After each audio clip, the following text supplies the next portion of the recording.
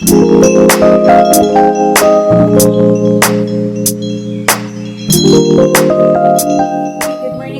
morning, beautiful people. Once again, this is Mami G para po sa ating tanghalian recipe.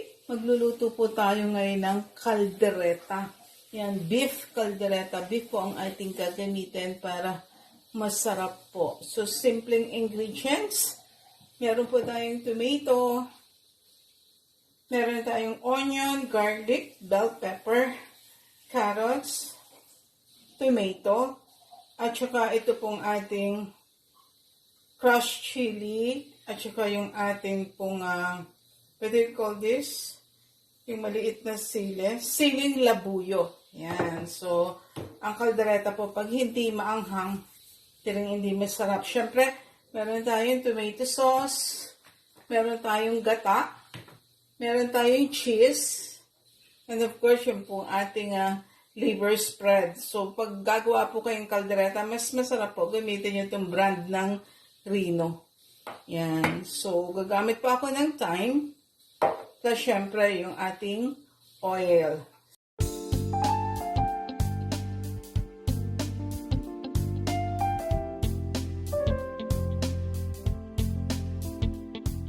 So, ang ating pong beef, makikita nyo po nandito po sa aking pressure cooker. So, pinalambot ko po muna yung beef. Okay? So, let's start sa paggawa po ng ating beef caldereta. Okay, konting trivia po para dito sa ating menu na caldereta. Actually, ang caldereta po is dinala dito ng mga Spaniards. You know?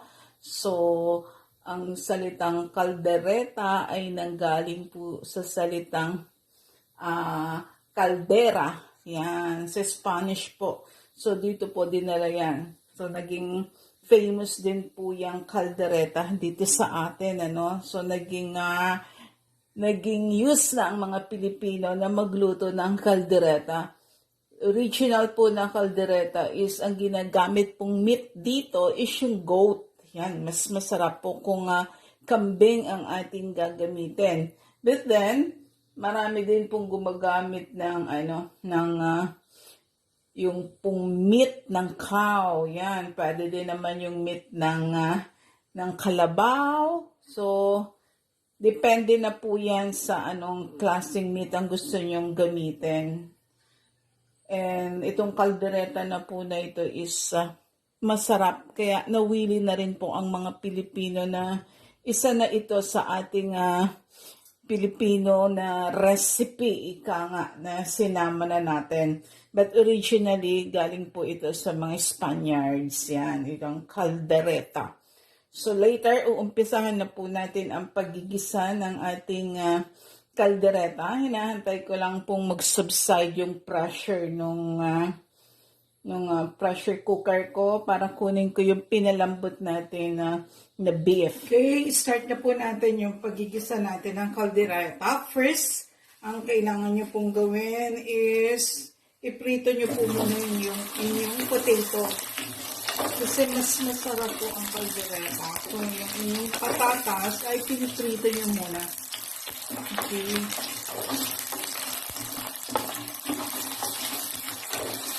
Prito nyo muna yung patatas nyo.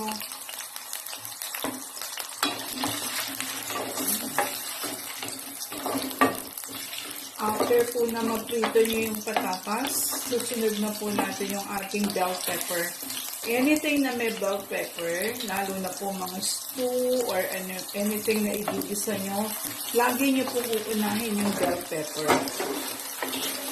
Kasi lumulasa po siya, lumalabas yung lasa po na humahalo siya dun sa oil at dun sa remaining ingredients mo.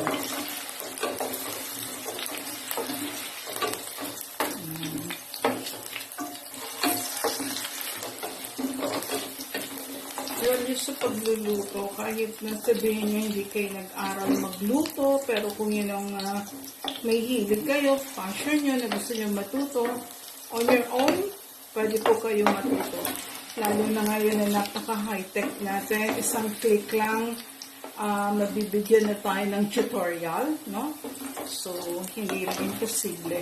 Kahit hindi kayo marunong magluto, makakapagluto po kayo kung gusto ninyo. Okay? Yan.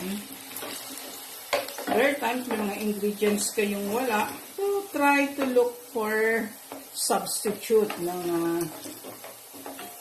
ingredients na yun.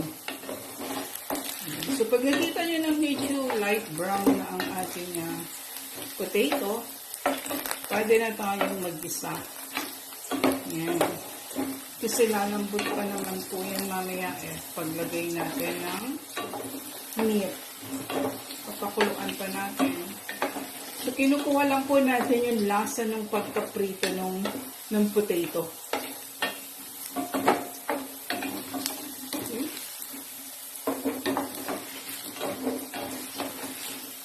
Yan, medyo light brown na po yung iba. So, start na po natin ilagay yung ating mga bell pepper. Yan. Okay?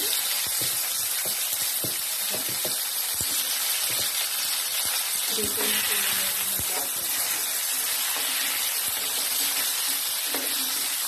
So, again, pag naamoy nyo na yung aroma ng bell pepper, pwede nyo nang isunod ang inyong garlic, onion, and tomato. Okay? Isunod na po natin yung ating potato. Lagay na po natin yung ating garlic.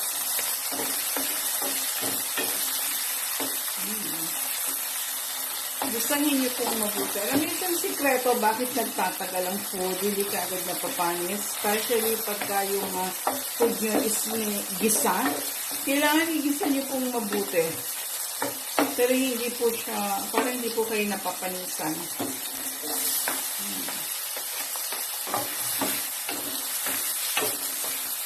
So, ang pagluluto ko kasi hindi nila madugit. Talagang dahan-dahan para talaga lumalabas po yung lasa niya.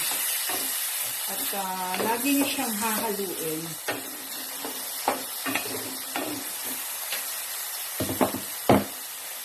So, yan po.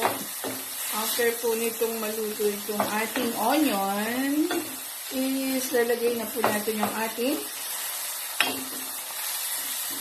kamatis.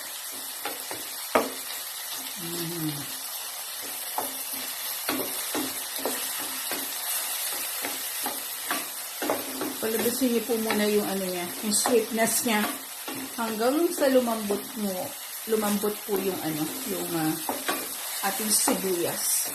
Okay? Sabi nila ang mga Pilipina daw maarte sa pagluluto. Maraming proseso. Which is true.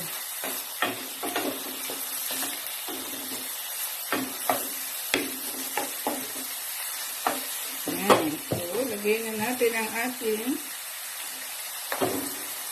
tomato.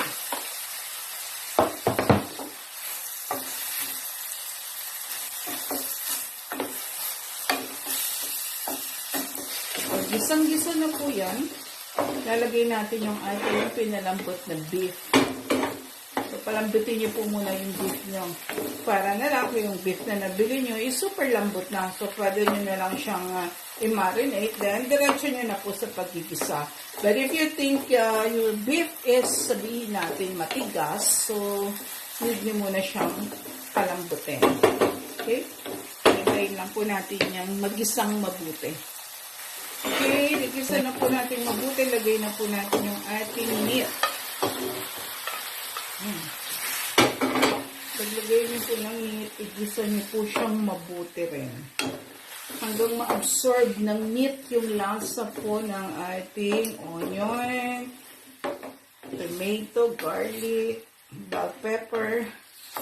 So, pag alam niyo na-absorb na ng meat yung ating mga kamatis, sibuyas, pwede na natin siyang lagyan ng ating tomato sauce.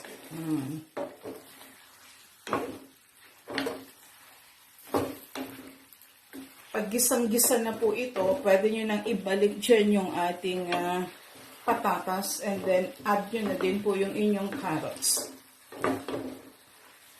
So, So, habang ginigisa po natin siya, lagyan na po natin siya ng salt. A little bit of salt. Okay. And then, a little bit of paminta. Okay. And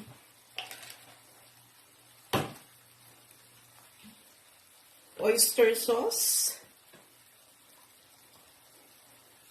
Okay.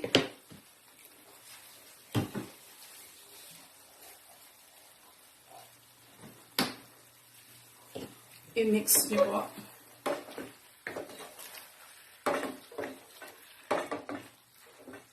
Okay.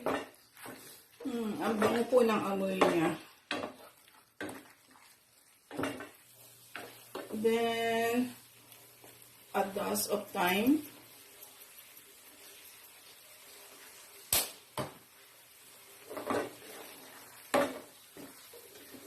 Kung meron po kayong olives, yan, masarap po yan. Lagyan nyo siya ng olives.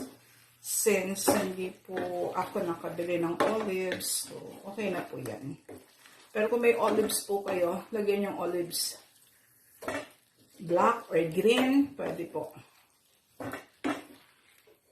Pero authentic yung inyong caldereta. So, lagay na natin yung ating pinritong patatas. And then, lagay po natin yung ating carrots. Yan. Takpan po muna natin sandali. Nakita nyo na ina-absorb na po ng meat yung ating mga nilagay. Okay. So, lagay nyo na po yung inyong tomato sauce. Yan. Gamit po tayo ng original style ng tomato sauce. Okay?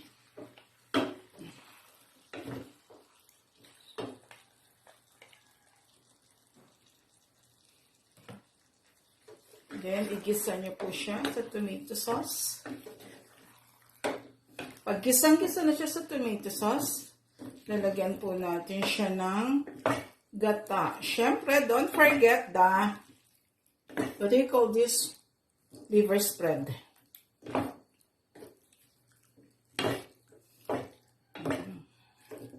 Nagkakaroon tayo ng mga senior moment minsan. Lagay na po natin yung ating liver spread. Ayan. Ito po yung sekreto actually talaga ng caldereta. Itong liver spread, cheese, and gata.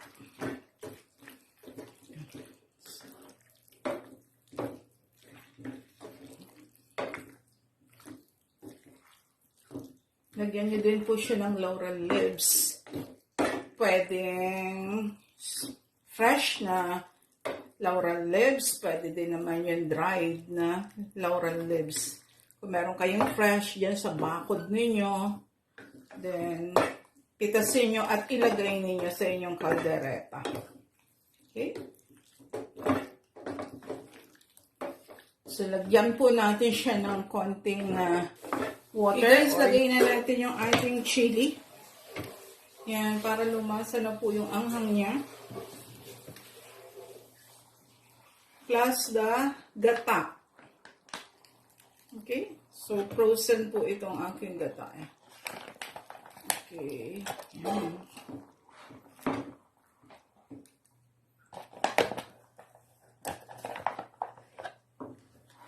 Ito pong ginagamit ko.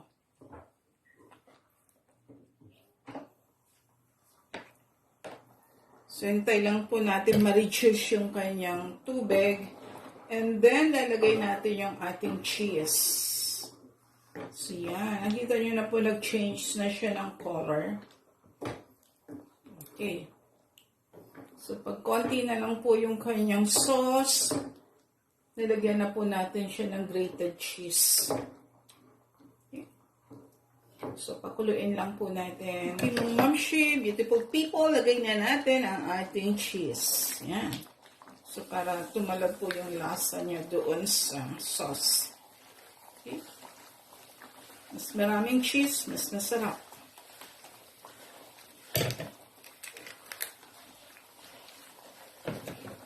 then, halu-haluin nyo lang po siya para sumama yung cheese doon sa sarsa. Okay?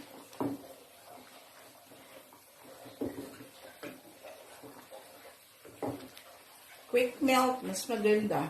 Kung wala naman kayong quick melt, kahit ordinary cheese will do. Ang importante po doon yung lasa ng cheese. Reduce na po yung sarsa niyan. Pwede na po yan. Luto na po yan.